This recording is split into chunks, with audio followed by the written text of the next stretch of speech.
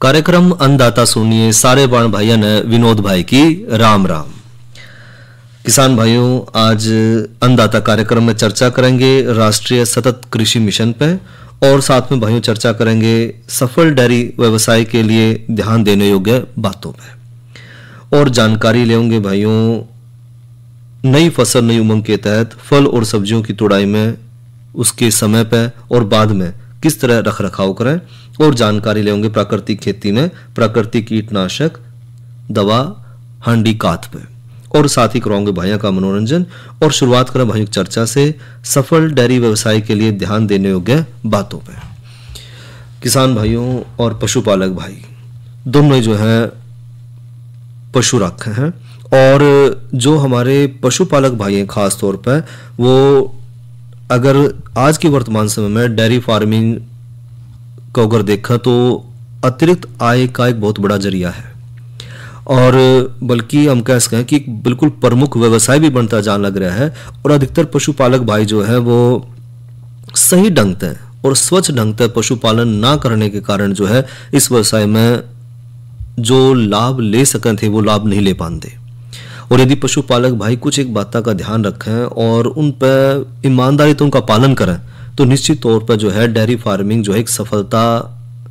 एक सफल जो है वो व्यवसाय के रूप में हमने देखने मिलेगा।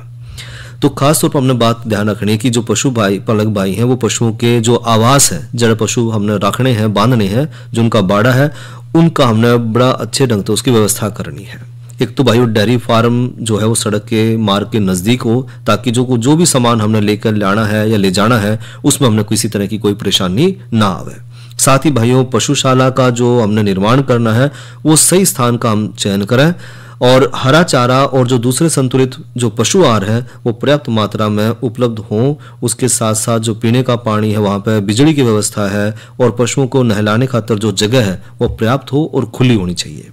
साथ ही जो पशु गृह हमारा उसके आसपास जो है छायादार वृक्ष होने चाहिए ताकि जो है तो मौसम जो है वहाँ पे थोड़ा सा अनुकूल बना रहे पशुओं खातर और अगर हमने पशु बाहर खुले में बांधने हैं तो पेड़ की छाया में वो आराम से बैठ सके। साथ ही भाइयों जो पशुशाला है उसमें जो प्लेटफॉर्म है या जो जगह है उसमें सूरज की रोशनी सीधी पड़नी चाहिए जिससे कि भाइयों पशुशाला का जो लंबा जो कक्ष है वो उत्तर दक्षिण दिशा में अगर होगा तो सूरज की धूप जो है अंदर तक बढ़िया तरह जाओगी। साथ ही भाइयों खुला हवादार स्थान हो और फर्श पक्का रखें लेकिन यह बात का ध्यान रखना है कि जो फर्श है वो हमने चिकना नहीं बनाना है। साथ ही जो पशु है उसकी खड़े होने की जगह आगे से पीछे की ओर जो उसका ढाल है हमने लेकर चलना है ताकि जो भी निकासी है वो सुचारू रूप से हो सके। तो जिधर पशु का मुंह होगा उधर हमने ऊंचा रखना है और जिधर जो है पशु के पैर है जो उसकी पूंछ है उधर हमने नीचा रखना है भाइयों। साथ ही जो हमारा बाड़ा है जो पशुगृह है वो हवादार हो पर्याप्त उसमें खिड़की हो और अंदर तक उसमें धूप जाने की व्यवस्था हो। साथ ही हमने वो साफ सुथरा भी रखना है और हर रोज फिनाइल या जो एंटीसेप्टिक का जो घोल है उसका उपयोग हमने दिन में 2 बार करना है ताकि माखी मच्छर या दूसरे जो कीट है वो ना ज्यादा पनपे। साथ ही भाइयों पशुओं का गोबर है पेशाब है कूड़ा करकट है उसना अगर हम गड्ढे में इकट्ठा कर लें तो हम उसका जैविक खाद भी बना सकते हैं। दूसरा भाइयों हमने जो अपने दुधारू पशु हैं उनका चयन भी हमने सही करना है क्योंकि भारतीय वातावरण के अनुसार जो भारतीय नस्ल के दुधारू पशु हैं जिस तरह की साहिवाल होगी रेड सिंधी होगी मुर्रा भैंस है इनका अगर हम चुनाव करेंगे तो कम लागत में हम ज्यादा आमदनी ले पाएंगे क्योंकि भाइयों भारतीय जो नस्ल है वो मौसम के अनुकूल हो है और भारतीय नस्ल की जो पशु हैं उनमें बीमारियों की रोग प्रतिरोधक क्षमता ज्यादा हो है इसलिए तो बीमारी का खतरा कम हो जाए और इनके दूध में भाइयों जो वसा की मात्रा है उसकी प्रतिशत भी बहुत ज्यादा है तो इससे हमें बाजार में दूध के दाम भी ज्यादा मिलेंगे। साथ ही जो कठिन प्रसव है उसका भी प्रतिशत इनमें कम हुआ है और जो रख रखाव का खर्चा है वो भी जो भारतीय नस्ल के पशु हैं उनमें कम आवा है। इसके अतिरिक्त अगर हम विदेशी नस्लों के भी पशु रख रहे हैं तो उनमें भी हम उत्तम दूध उत्पादन वाले ही पशुओं का चुनाव करें। साथ ही हमने भाइयों जो हमारा पशुधन है उसके पोषण का भी हमने ध्यान रखना है। तो पशुओं के स्वास्थ्य को बनाए रखने खातिर भाइयों पशुओं की जो उत्पादन क्षमता है उसमें हमने अधिकतम सीमा तक अगर लेकर जाना है तो संतुलित आहार तो हमने देना ही देना पड़ेगा पशु तय और पशुओं को भाइयों उनकी जरूरत के अनुसार ही आहार देवें और उसमें समय समय पर हमें बदलाव भी करना है। साथ ही भाइयों पशु आहार और चारा जो है वो पशुओं के उत्पादन स्तर में भी बढ़ोतरी करा है, उनकी प्रजनन क्षमता में भी मजबूत करा है और साथ ही रोग प्रतिरोधक क्षमता भी बढ़ावा है। और पाचन क्षमता में सुधार और दूध उत्पादन बढ़ाने खातर जो है किसान भाई या जो पशुपालक भाई हैं वो कॉम्पैक्ट फीड ब्लॉक यानी कि जो भूसा और भेली है या यूरिया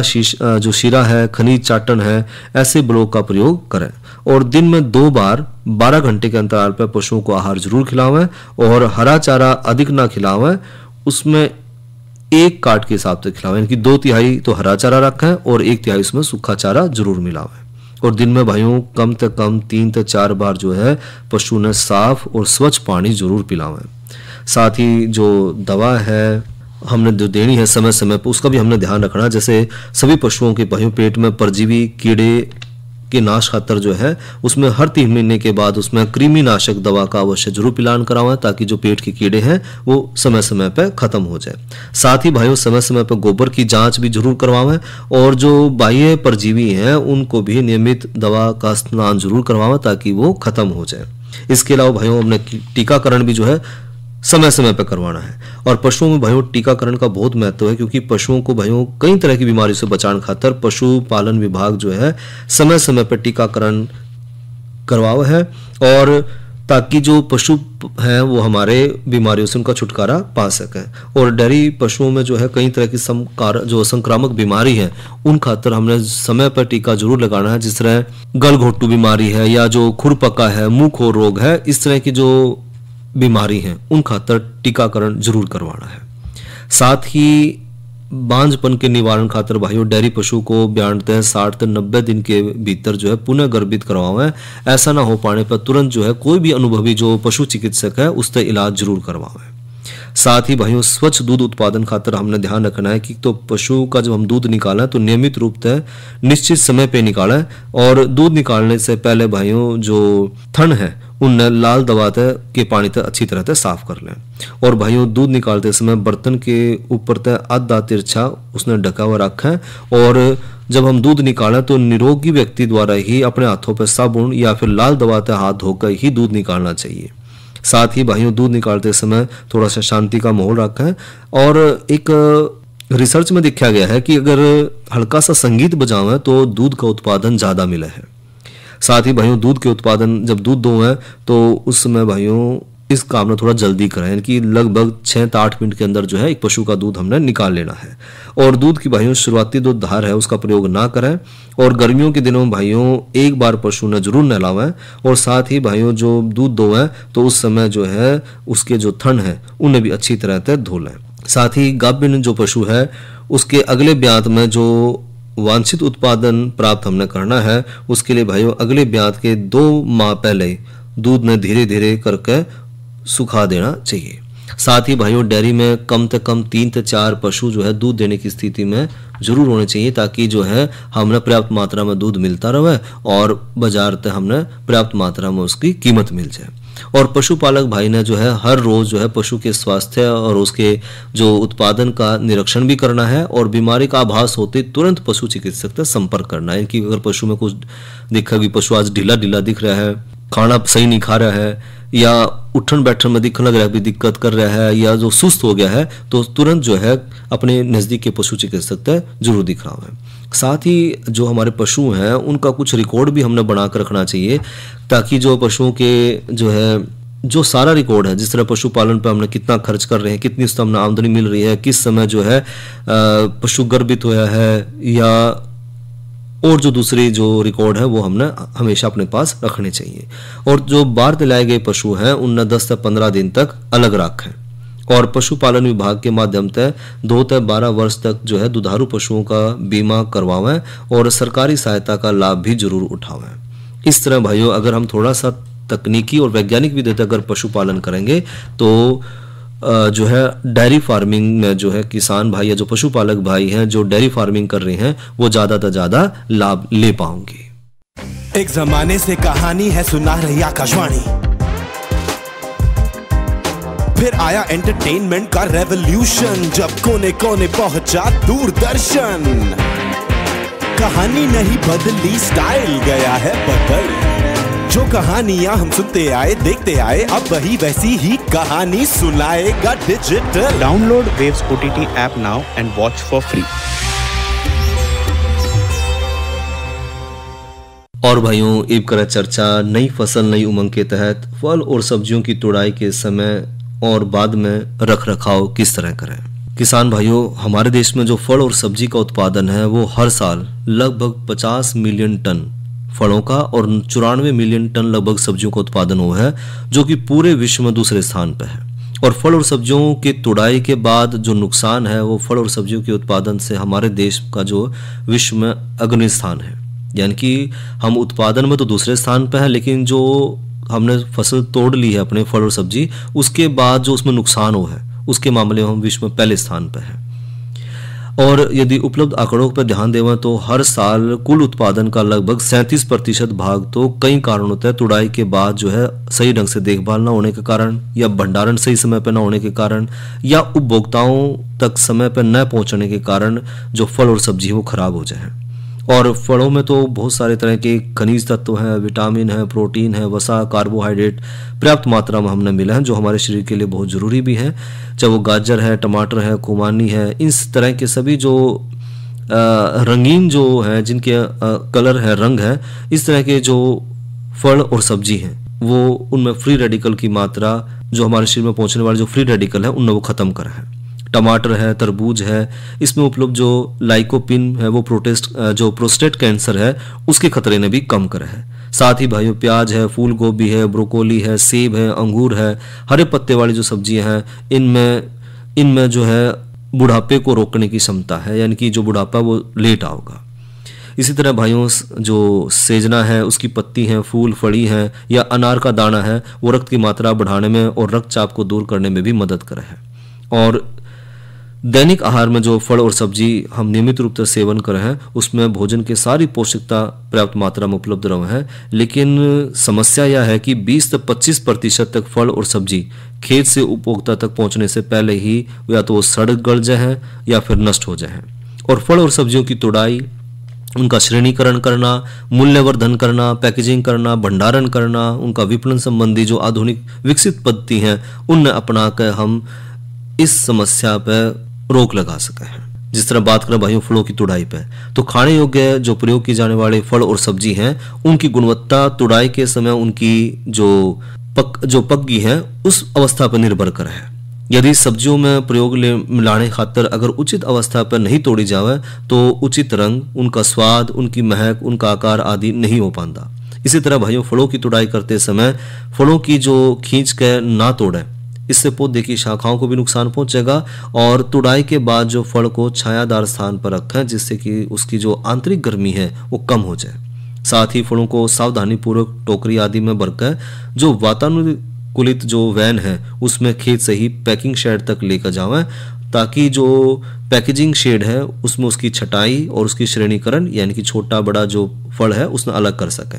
साथ ही भाइयों, तुड़ाई के बाद फलों की जो भौतिक और रासायनिक जो प्रक्रियाएं हुए हैं उसमें उनके भार, उसका रूप रंग है, सुवास है, स्वाद है, गठन है, उसका पोषण है, उस पर सब पर गहरा असर पड़ा है। इन गुणों में कमी आने के कारण भाइयों फल खराब हो जाए, और फल के खराब होने से के और भी कई कारण हैं, जिस तरह की फल की परिपक्वता, उसमें खरोंच लाग जाना, रासायनिक क्षति हो जाना, व्याधि हो जाना, या तापक्रम हो जाना, आर्द्रता ज्यादा हो जाना, या फिर उप ऑक्सीकरण हो जाना, वाष्पशील पदार्थ जैसे, या पैकेजिंग व्याधि, इस तरह की बहुत सारी जो है कमियां हैं जिससे जो है फल खराब हो जाए। बात करें भाइयों आम की, तो फल ने काट कर देखने पर गुद्दे का रंग अगर हल्का पीला हो और गुठली पूरी तरह से सख्त हो, साथ ही पानी में डुबो कर देखने पर फल जो है वो सतह पर तैरता है, तो पूर्ण रूप से डूबे ना हो और फल पके और तुड़ाई हेतु सबसे बढ़िया माने जावे। तोड़े गए आम कम से कम 1 सेंटीमीटर डंठल के साथ होने चाहिए, और आम के फल और किस्म के आकार पर जो है बाहरी रंग और उसकी गुणवत्ता आदि के आकार पर ही भाइयों उसने श्रेणीकृत करें। फल जो है पूरी तरह से विकसित हो, कड़े हो, ताजा हो, स्वस्थ, और अन्य जो समस्या है जैसे कि उसमें काले धब्बे हैं, चोट है, खरोच है, रगड़ है या सिकुड़न है, वो उससे मुक्त होना चाहिए। केले की बात करें तो भाइयों जो केले का फल है वो 115 से 130 दिन में पक कर तैयार हो जाए और इस अवस्था में भाइयों फल का 3/4 भाग ही परिपक्व होना चाहिए। कोणापन उसमें खत्म होना चाहिए। गुद्दे और छिलके का अनुपात 1:1 हो और 1:1 से लेकर 1:4 होना उसके सबसे बढ़िया लक्षण है। लीची की बात करें तो भाइयों लीची जो है वो क्लाइमेट्रिक तरह की फल है, इसलिए भाइयों उसके पकने में ठीक 2-3 दिन पहले इसकी तुड़ाई कर लें, जिससे भाइयों पूरी तरह से पके फल का जो विपणन है वो आसानी तक करा जा सके। जब पके हुए फल में छिलकों का रंग गुलाबी और कांटों का जो आकार है वो चपटा हो जाए तो उस समय इसकी तुड़ाई सही मानी जावा है। बात करें अमरूद की तो अमरूद में भाइयों तोड़ने के पश्चात पकने की क्रिया नहीं होती, इसलिए भाइयों फल वृक्ष पे ही पकड़ें और पकने के बाद ही उसमें तोड़ें। और फलों में भाइयों पीलापन आना, उसमें सुगंध का आना, ये उसके पक्के जो है पकने के लक्षण हैं। साथ ही नींबू वर्ग के जो फल हैं उन फलों का हरापन जो है वो खत्म होकर फसल और किस्म के अनुसार भाइयों कैरोटीन का विकास, उसकी तुड़ाई के समय चीनी और अम्ल का अनुपात लगभग 10 से 12% होना चाहिए। इसी तरह भाइयों अनार की बात करें तो अनार के पकने पर उसके दाने में किस्म अनुसार रंग आवा है और फलों में 12 से 16% चीनी और लगभग 1.5 से 2.5% तक अम्ल की मात्रा। और साधारणतः भाइयों फलों को जब हम थपथपावें तो उसमें धातु सदृश आवाज आवे, यानी कि खटखट की बड़ी आवाज, जिस तरह हम किसी धातु पर हाथ मारे ना तो उस तरह की आवाज आनी चाहिए, तो इसका मतलब जो फल है वो पक गया है। और बात करें पपीते की तो पपीते के फल जैसे ही हल्के पीले पड़े उन्हें तोड़कर ठंडे कमरे में भुस्से या सूखी घास है उसमें एक तय में भंडारण उसका कर लें और हर एक फल ने कागज में लपेट कर पहले से जो लपेट कर रखने से भी जो है फल जल्दी पक कर तैयार हो जाए। तो भाइयों ये तो बात करी फल और सब्जियों के जो तुड़ाई के समय और बाद में उनका हमने रख रखाव किस तरह करना है। और भाइयों लेवन जानकारी कल के कृषि कार्यक्रम की, तो कल दिन है शनिवार और कल चर्चा करेंगे भाइयों नींबू वर्गीय बागों की देखभाल पे और चर्चा करेंगे आज की नसीहत के तहत बायोगैस संयंत्र लगाने में सावधानी पे और जानकारी लेंगे भाइयों वैज्ञानिक विधि से बाग लगाने पे। बात करें भाइयों मौसम की तो आज का अधिकतम तापमान रहा 46 डिग्री सेंटीग्रेड और न्यूनतम तापमान रहा 23 डिग्री सेंटीग्रेड और आने वाले कल का अधिकतम तापमान रहने की संभावना है 41 डिग्री सेंटीग्रेड और न्यूनतम तापमान रहने की संभावना है 24 डिग्री सेंटीग्रेड। और इब कराओ भैया का मनोरंजन सुने एक लोकगीत।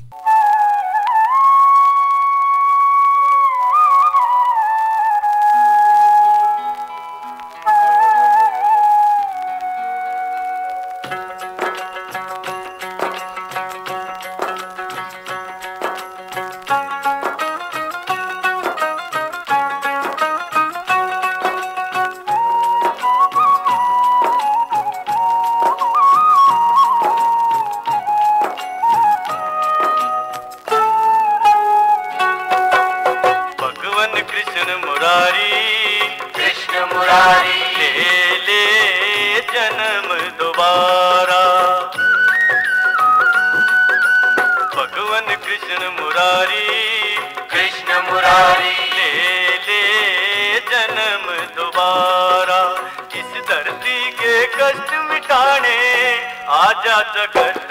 में दोबारा मोरे बरज बिहारी ले ले जन्म दोबारा भगवान कृष्ण मुरारी ले ले जन्म दोबारा।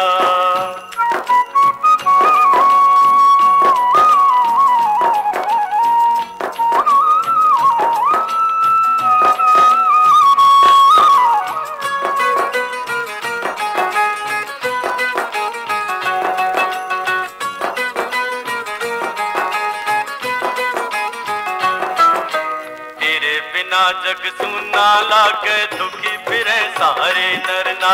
दुखी फिरे सारे नरना। गीता का उपदेश तेरा वो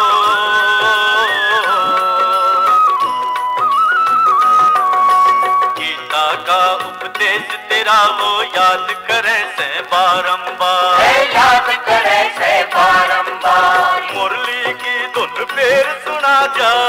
लाजा एक बार फेरा भगवान कृष्ण मुरारी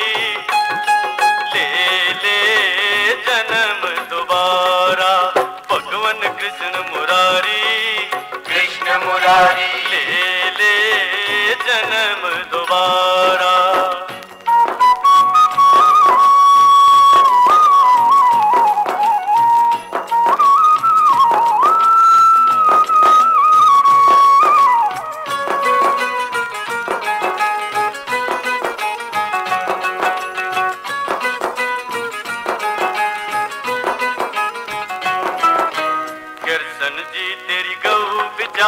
देखे बाट तेरी दिन रात, देखे बाट तेरी दिन रात। कड़ गया मारा बरज बिहारी,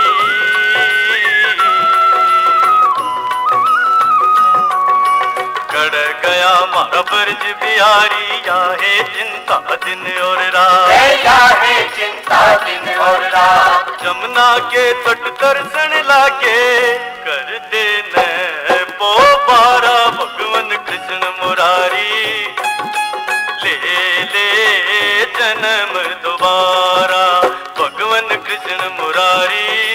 कृष्ण मुरारी ले ले जन्म दोबारा। भगवान कृष्ण मुरारी, कृष्ण मुरारी ले ले जन्म दोबारा। ले ले जन्म दोबारा, ले ले जन्म दोबारा और ले ले जन्म दोबारा। भगवान कृष्ण मुरारी, कृष्ण मुरारी। भगवान कृष्ण मुरारी, कृष्ण मुरारी। भगवान कृष्ण मुरारी, कृष्ण मुरारी। भगवान कृष्ण मुरारी, कृष्ण मुरारी। ये तो सुना भाइयों ने लोकगीत और फिल्म थी छैल गेला जांगी। और इब करा भाइयों चर्चा राष्ट्रीय सतत कृषि मिशन पे। किसान भाइयों, राष्ट्रीय सतत कृषि मिशन ये जलवायु परिवर्तन पर राष्ट्रीय कार्य योजना का एक बहुत बड़ा एक अभिन्न अंग है। और इस मिशन में भाइयों जलवायु परिवर्तन के प्रभावों को कम करने में मदद करने के लिए ही कृषि पद्धतियों में क्रांतिकारी बदलाव लाने के लिए इसको तैयार किया गया है। और इसका उद्देश्य है राष्ट्रीय स्तर पर निर्धारित योगदान के उद्देश्यों को पूरा करने के लिए कृषि पद्धतियों में सुधार लेकर आना। और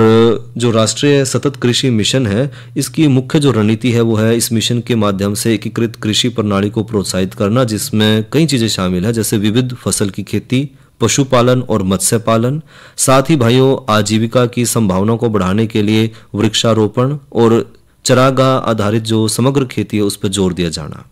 साथ ही पूरक और जो अवशिष्ट उत्पाद है उन प्रणालियों के माध्यम से फसल की जो विफलता है उससे जुड़े जोखिमों को कम से कम करना है। साथ ही इस मिशन का जो है उन प्रौद्योगिकों को अपनाने को बढ़ावा देना है जो कि लंबे समय तक सूखे या फिर बारिश की बहुत ज़्यादा कमी या मौसम के बदलाव के कारण अत्यधिक बारिश होने के कारण भारी बाढ़ आने के दौरान जो संसाधन है उनकी रक्षा करना है। और साथ ही भाइयों जल संसाधनों के प्रभावी और कम से कम उपयोग के लिए नवीन जल प्रबंधन तकनीकों को बढ़ावा देना है। साथ ही इस मिशन में कई तरह के बेहतर कृषि तकनीकों का भी प्रोत्साहन करना, जैसे कि कृषि उत्पादकता में बढ़ोतरी करना, उन्नत मृदा संरक्षण करना, मृदा जल धारण क्षमता को बढ़ावा देना, ऊर्जा और रसायनों का कम से कम उपयोग या सही तरह से उसका उपयोग करना है, मृदा कार्बन भंडारण में बढ़ोतरी करना। और साथ ही साथ भाइयों ये जो राष्ट्रीय सतत कृषि मिशन है वो मिट्टी के या जो हमारी मृदा है उसके डेटाबेस को तैयार करने में भी मदद करेगा, जैसे भूमि उपयोग पैटर्न सर्वेक्षण, मृदा प्रोफाइल अनुसंधान, कृषि विश्लेषण के लिए GIS प्रौद्योगिकी, और साथ ही भाइयों स्थान और मृदा विशिष्ट फसल प्रबंधन पद्धतियों को अपनाने और उर्वरक उपयोगों को अनुकूल करने में भी मदद करेगा। और साथ ही भाइयों जो सतत कृषि मिशन है वो स्थान और फसल के प्रकार के आधार पर पोषक तत्वों की प्रथाओं को भी बढ़ावा देगा, जैसे मृदा स्वास्थ्य को बढ़ावा देना, फसल उत्पादकता को बढ़ावा देना और भूमि और जल संसाधनों की सुरक्षा और उनका संवर्धन करना भी इसमें शामिल है। और मिशन जो है वो विशिष्ट कृषि जलवायु परिस्थितियों के लिए जलवायु परिवर्तन शमन तकनीक विकसित करने खातिर संसाधनों और क्षेत्र विशेषज्ञों के साथ सहयोग करके जो किसान भाई हैं उनकी जो आमदनी है उसको बढ़ावा देने में प्रोत्साहित करेगा। और भाइयों लेवन जानकारी प्राकृतिक खेती में प्राकृतिक कीटनाशक दवा हांडी काथ पे। किसान भाइयों यह एक देसी जड़ी बूटी युक्त दवा है और इसमें सभी प्रकार के कीट और बीमारियों को नियंत्रण करने की क्षमता है। बात करें इसके लिए सामग्री की, तो हमने सामग्री लेनी है 1 किलो देसी गाय का गोबर, 4 लीटर देसी गाय का मूत्र, नीम की पत्ती 1 किलो, शरीफा के जो पत्ते हैं वो हमने लेने हैं 1 किलो, करंज की पत्ती 1 किलो लेनी है, 1 किलो हमने तंबाकू के पत्ते लेने हैं, 1 किलो इसमें हमने पुटूस लेना है, गुड़ हमने लेना है 50 ग्राम और एक जो हमने इसमें मुट्ठी लेनी है मिट्टी की। और हांडी कात या जो हांडी दवा है हमने तैयार किस तरह करनी है, तो ये जो सारी सामग्री की हमने बात करी है उन सारी सामग्रियां के इनकी जो जितने पत्ते हैं उन सब ने कूट लें और कूट कर एक मिट्टी के बर्तन में भरकर 7 दिन तक रखें। 7 दिन के बाद भाइयों ये जो सारी सामग्री है इसने निचोड़ कर उसकी जो गाद है वो निकाल लें और इस गाद ने भाइयों मार्किन के कपड़े से छान कर डिब्बे में भर लें और जो बची हुई सामग्री है उसने फिर तय उसी मिट्टी के बर्तन में डालकर 1 लीटर देसी गाय का मूत्र इसमें मिलाकर रखें और यह जो गाद है वो हर हफ्ते लेना है और 1 लीटर गाय मूत्र में उसको हमने मिलाना है और अगले 6 महीने तक यह जो हांडी दवा है उसने हम निकाल कर उसका प्रयोग करते रह सके हैं और 100 मिलीलीटर काथ ने हम 5 लीटर पानी में मिलाकर खड़ी फसल में अगर स्प्रे करें और जो बालक फसल है इनकी जो छोटी फसल है पौधे के लिए 10 लीटर हम पानी में 100 मिलीलीटर जो है हांडी काथ इसमें मिलावें और इस खाद का स्प्रे भाइयों 10 से 15 दिन के अंतराल पर किसी भी फसल में किया जा सकता है और दवा स्प्रे करने के लिए 15 लीटर पानी में हम 1 रुपये वाला जो एक पैकेट शैम्पू मिला लें और स्प्रे जो है सुबह या शाम के समय ही हम करें। और इस तरह भाइयों जो हांडी कात दवा है उसका हम इस्तेमाल करके सभी प्रकार के जो कीट हैं उन पर आसानी से नियंत्रण पा सके हैं बगैर किसी रासायनिक दवा के इस्तेमाल करें हम आसानी से प्राकृतिक तरीके से जो है कीट नियंत्रण कर सके हैं। सामग्री भाइयों एक बार फिर सुन लो, इसमें जो हमने सामग्री इस्तेमाल करनी वो है 1 किलो देसी गाय का गोबर, 4 लीटर देसी गाय का मूत्र लेना है, नीम की पत्ती हमने लेनी है 1 किलो, शरीफा के पत्ते हमने लेने हैं 1 किलो, करंज की पत्ती लेनी है 1 किलो और 1 किलो हमने लेना है तंबाकू के पत्ते और 1 किलो लेने इसमें पुटूस और गुड़ लेना है 50 ग्राम। साथ ही हमने 1 मुट्ठी लेनी है मिट्टी की और मिट्टी कड़े की लेनी है जड़ हमने कदे कोई रासायनिक खाद या कोई भी दवाई नहीं छिड़की है उस जगह की मिट्टी का हमने इस्तेमाल करना है। तो भाइयों ये थी जानकारी प्राकृतिक खेती में प्राकृतिक कीटनाशक दवा हांडी कात पे। और इसी के साथ भाइयों आज का अन्नदाता कार्यक्रम का समय यहीं तक। अपने भाई विनोद ने दो इजाजत। अच्छा भाइयों, राम राम।